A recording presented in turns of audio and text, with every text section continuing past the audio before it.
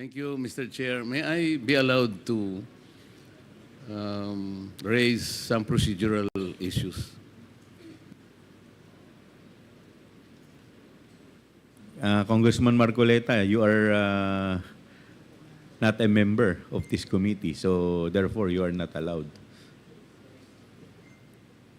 I think, Mr. Chair, we have yet to resolve that because, as you said in the last hearing, my removal as a vice chair of this committee was a plenary action. And therefore, there should be a plenary action to remove me as a member of this committee. I would like to believe, Mr. Chair, that when I was installed as a vice chair of this committee, it presupposes membership. I am supposed to be deemed a member because if I were not a member, I cannot be appointed as a vice chair. The officiality of that is the position is only a privilege, but membership is organic. So until and unless that was to be resolved, Mr. Chair, I think you have to recognize me as a member of this committee because even if I admit or I will probably accede to you that I am not a member, kahit hindi po ako member sa committee ito, being a member of the House of Representatives, I have the right to make issues and to raise issues. That's why I'm asking your permission to do so, Mr. Chair. You can at any time make a manifestation. In fact, I've been recognizing you po. But with respect to the issue of your removal, the committee is not in the position to answer that. Maybe you can question the Committee on Rules. Sila po ang proper committee na po pwede pong sumagot sa Yes, inyo Mr. pong Chair, that is katanungan. correct. The only reason why I answered you back because you said that I am not a member of this committee. I should not have raised that at all had you not said it. But may I continue, Mr. Chair, in raising some procedural issue because during the first hearing, I know that the very basis of this inquiry in aid of legislation was the privileged speech delivered by Honorable Valeriano. And I would like to make of record, Mr. Chair, although I was unable to do that during the first hearing, the privileged speech shouldn't have been allowed at all based on our rules. Our rules specifically states that no one can be allowed or avail the privilege hour if the concern he is to raise in his privileged speech principally and directly relates to a bill under consideration. At the time, Honorable Valeriano, Mr. Chair, delivered his privileged speech, the General Appropriations Bill was already filed on August 27, 2024. He took the floor on September 3, and therefore, any concern relating to the subject matter in the budget or in the bill should not have been allowed at all. And then, this morning, I saw the agenda, Mr. Chair. There was an additional agenda added in this committee, and this is supposed to be the manifestation raised by Congresswoman Louis Stroh. And I saw in the notes that it was taken up as motu proprio matter, Mr. Chair. On procedural matters, I don't know how it should be done because motu proprio, to my mind, is something that would indicate an official action taken without formal request from another party.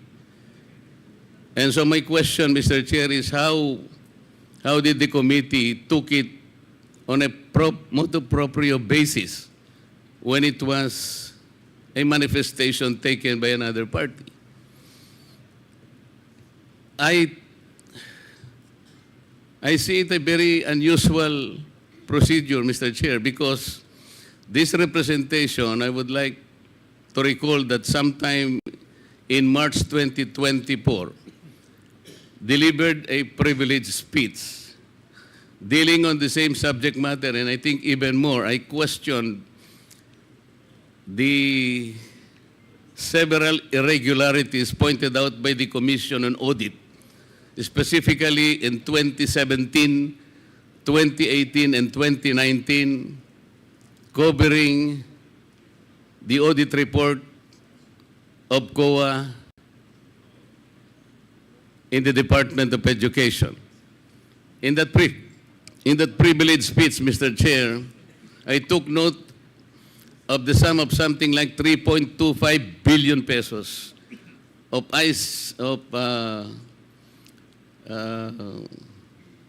information communication technology packages. As noted by the Commission on Audit at the time, Mr. Chair, there were no adequate supporting documents. Unfortunately, that privileged speech was not even referred to the department or to the committee, to any committee, either the Committee on Education or the Committee on Good Government.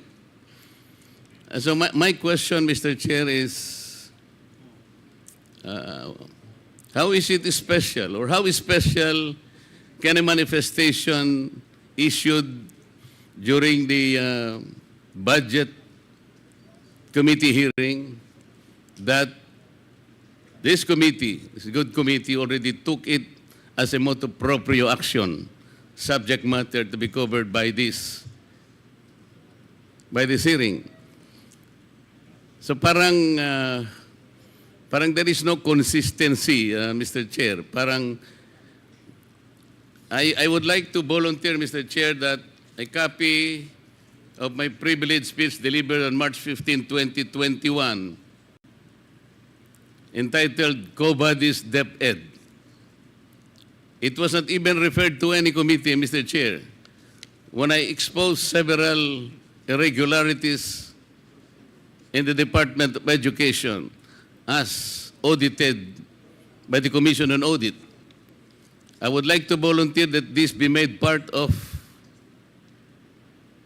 the documents that might be taken up by the committee in regard to any investigation with regard to DepEd.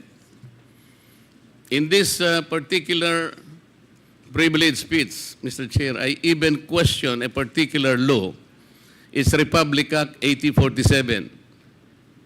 This is a law enacted in 1995. And in that particular law, it prohibited DepEd, then called DEX, the time, Mr. Chair. DEX at that time was already prohibited from procuring and publishing the books. And it should be relegated, or it should be transferred to the private sector publishers. For more than 25 years, Mr. Chair, the DepEd did not follow the law. It's Republic Act 8047. I've been pointing out to them several times already. But there was no investigation done on that matter. How is it that a manifestation issued during a budget hearing be taken up as motu proprio when a full privilege speech dealing on the same subject matter, and even, I think, more appropriately described as more complete, but it wasn't taken up, Mr. Chair. This is all, and I thank you very much for allowing me. Thank you. Thank you. Duly noted.